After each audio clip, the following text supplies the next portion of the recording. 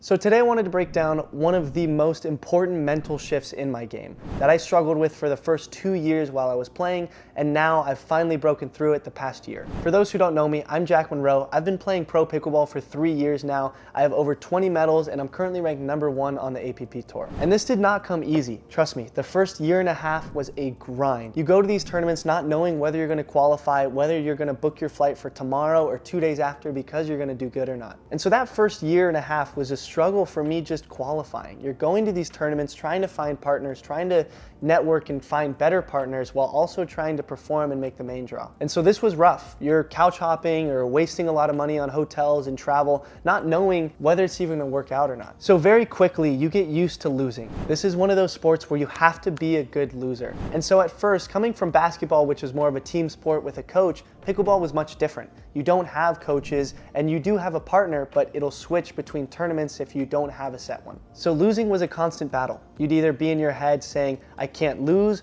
or I have to win, and each one of those provides a unique situation in your head that could end up being fatal. So I was often caught in this rat race. No matter where I was like, I need to win, or I can't lose, And all both of those perspectives do is adds pressure to your game, so then you play more tight, you play more shaky, and you just don't end up playing yourself. And so playing loosely, playing as if you're playing rec is one of the most important things in order to play your best. We all know a lot of those people who are phenomenal in rec. They're like rec court kings, and then they go play a tournament and they play terrible and they do it over and over again. And it's like, what? But it's because they don't know how to control their head. In rec, there's zero worries, zero pressure, but then as soon as they get to a tournament, they immediately get tight. And so that was me. I was getting good games, good reps, drilling, high quality reps here. Then as soon as I'd go to a tournament, all that would go out the window because I put too much pressure on myself. And so what I really want to talk about in this video was how my mindset shifted away from winning or losing and focusing on growth. Now, one of the quotes that really stuck with me when I was talking to a few other pros is, you learn more when you lose. When you win a game, you simply move on and forget about everything that happened. But when you lose, that sticks with you. While it stings, it also makes you learn.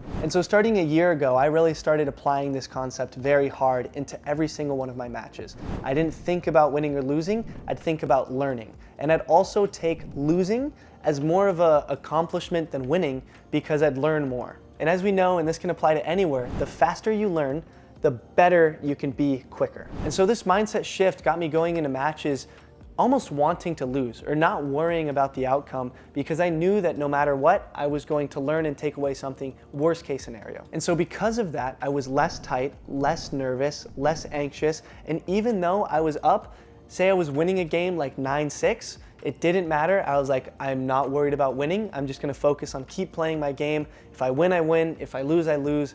Either way, it's gonna be a win. And so to this day, I don't apply pressure on myself to win. Even right now, I'm ranked #1 on the APP tour. I have a lot of medals. I'm often seated very high. I go into every single match knowing that I am the best player on the court with confidence, without being cocky, but I also accept the fact that if I lose, I'm going to learn more. So it's finding this mix. You don't want to have yourself too cocky or too overinflated in terms of confidence in your head, or just putting pressure on yourself in order to win or not lose, because all that's gonna do is send you into a spiral of depression, burnout, and just overall, you're never gonna break through to your maximum level of capability because of that. So even when people come up to me today and I land a high seed or I have a tough game in front of me, they're like, do you think you're gonna win this? I'm like, I hope so. In my mind, I try not to put too much pressure on myself to always win in an unhealthy manner, because losing, you should be grateful for. Losing is when you learn. Those flesh wounds and scars is where you're gonna learn more. And so now for the past year, after seeing some of the recent success that I've had,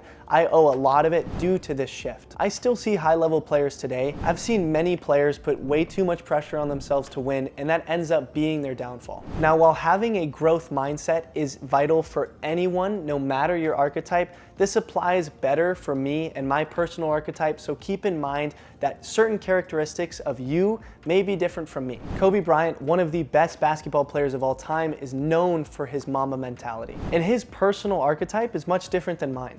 His perspective was that he couldn't lose. And this forced him to stay up late, grind hard, and truly be the best in his craft. And so while this did turn out great for Kobe, and this mindset is one of one, for every single Kobe Bryant, there are 10,000 that we never heard of that simply burnt out or couldn't make it. But even after every single loss, Kobe viewed it as a learning lesson. Compared to when he won a championship, you'd forget about some of the lessons that you learn along the way because you're so pleasured and so satisfied by that end goal. But this applies to any sport, whether it's tennis with Rafa Nadal, basketball with Kobe or Steph Curry.